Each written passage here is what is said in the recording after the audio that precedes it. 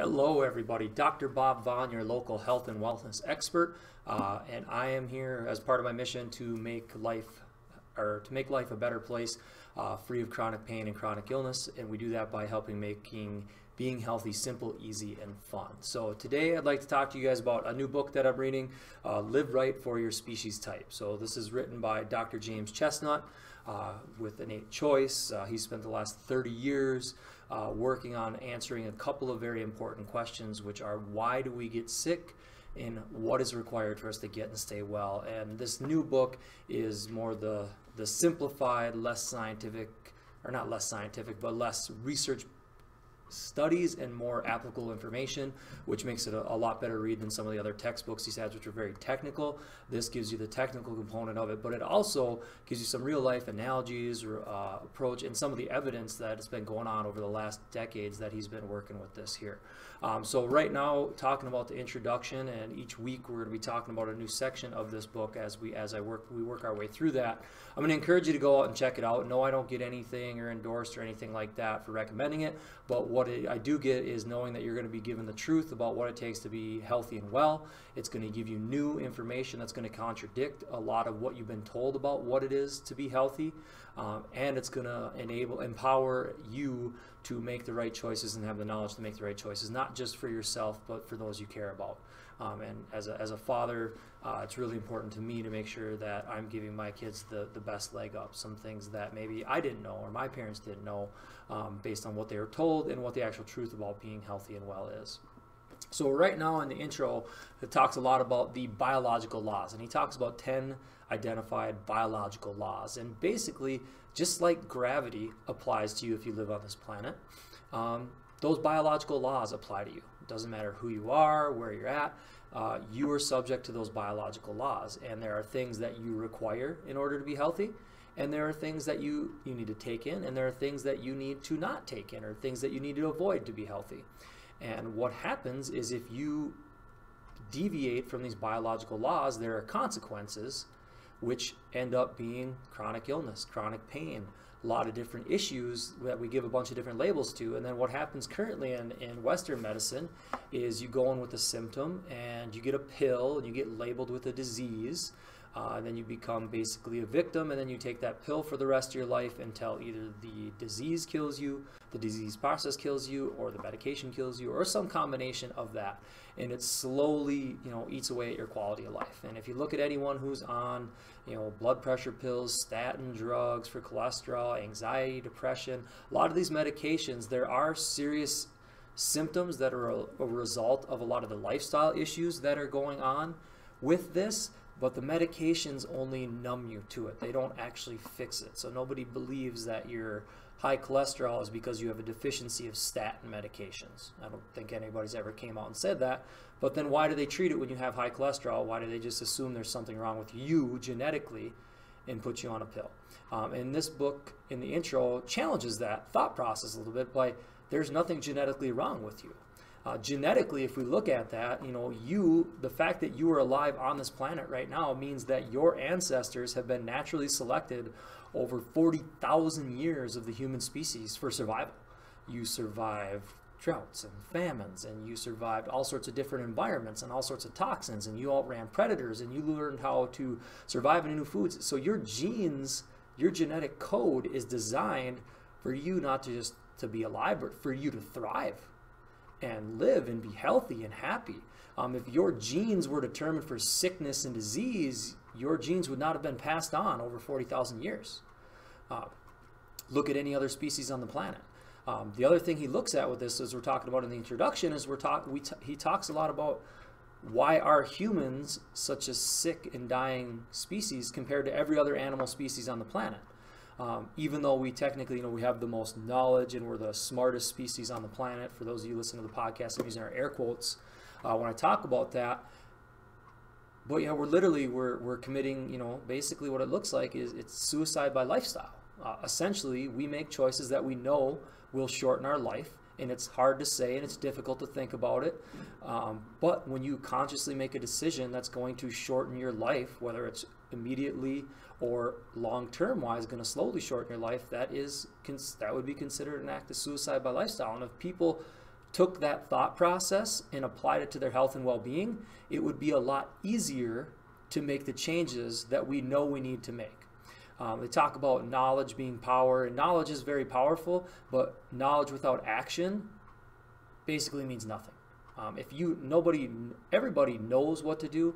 Nobody's ever surprised when we talk about eating more fruits and vegetables, or by getting out and exercising on a regular basis, or having some happy, positive thoughts. Nobody's surprised to hear that those things are good for you.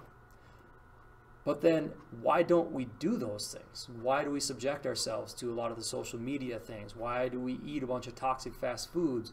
Why do 74% of Americans not even get off the couch for more than 30 minutes a day on a regular basis to get out and get some aerobic activity? We know what we need, but there's so much confusion about what it takes. All the different fad diets that are out there, the new self-help books, all these other things, the exercise plans, all these different things that keep sprouting up.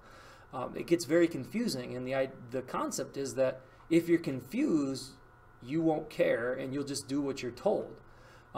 Health is actually very simple, and for example, if you look at any other animal species on the planet, take otters for example.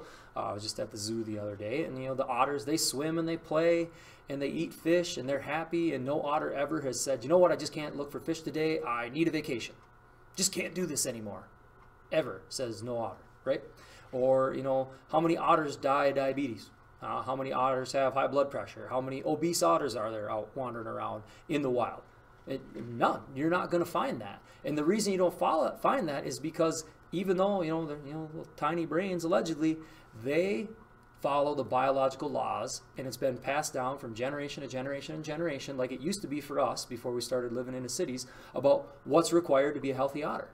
Now, there's differences between species, but within the species, so every otter has the same nutrient requirements in order to be healthy, has the same movement patterns in order to be healthy, has the same social interaction, community involvement type patterns that are required in order to be a healthy otter. And as long as they do those, they're going to be a healthy otter unless humans come in and destroy their habitat, right?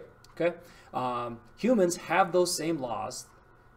All humans have the same basic nutrients. Now, where you get those nutrients will change based on where you live on the planet.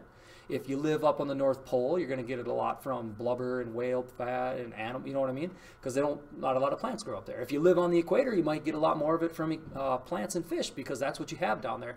But the nutrients you're responsible for, the recipe in order to put out a healthy human, is the same. Same with movement patterns. Some people like to run, some people like to lift weights, whatever it is. But the human body is designed to move on a regular basis, every day, all the time. That's what we're designed for. And if you're not getting that, you're deficient. And then that's a biological law that you're not following, and there are consequences that lead to those types of things. Same thing with social interaction and things like that. We want to label everybody.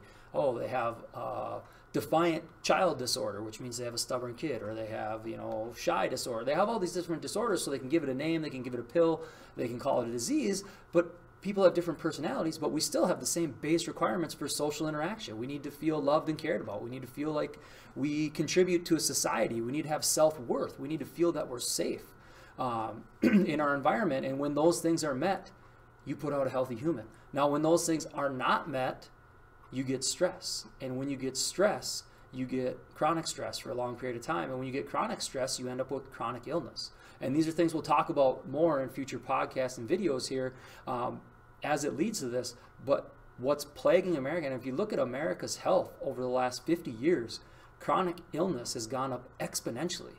The genetic change in the last 50 years is literally zero. There's been, I believe it's like 0.2% change in human genome in the last 40,000 years. So I think it's pretty safe to say in the last 50 to 100 years, there's been almost no change in the human genetic code. But if you look at chronic illness rates, especially post-World War II and even in the last couple decades, they've gone up exponentially. Why? It's not our genes, they haven't changed. Our environment has changed exponentially as well. So we have to look at what's going on in our environment. What are we putting in our bodies? We're eating more processed foods. Most kids can't identify 10 plants that they could eat in their neighborhood or in the woods around them. But they can identify 1,000 corporate logos by the time they're 10 years old. That's a problem. That's what's leading to the chronic illness epidemic that's literally killing us early. The leading cause of death in this country is chronic illness. And it's preventable. And that's really what I want to share with you and empower with you is you have a choice. You are not a victim. You don't have to have chronic illness. It's not part of getting older. It's not part of aging. It's not. None of that is true. Those are things, lies that we tell ourselves, and things that we've been fed. So we take medications and we keep taking them over and over and over, and we never address the underlying problem of what's going on.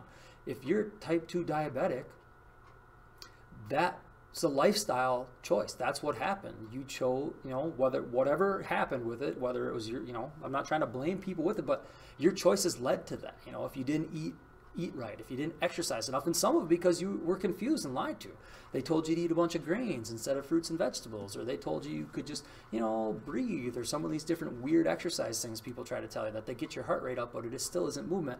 There's a lot of misinformation out there, so we have to cut through that and really get back to very simple questions, which are why do we get sick, and how do we get and stay well? And if you look at the base requirements, and you can look at this by looking at studies of wild humans, the Aboriginals, some of the hunter-gatherer tribes that still exist out there. You look at these, like the Maasai in Africa, you look at them in the wild, no chronic illness, nothing going on. You put them in industrial society, within 5 years, they get fat, they have high blood pressure, they have all these issues just like we do. And the only thing that's changed is their environment. Their genes don't change when you take them out of the wild and put them into a city. We have this information, we know this information, but we continue to ask, what pill? What one thing can I do? How can I fix this without actually fixing my behavior?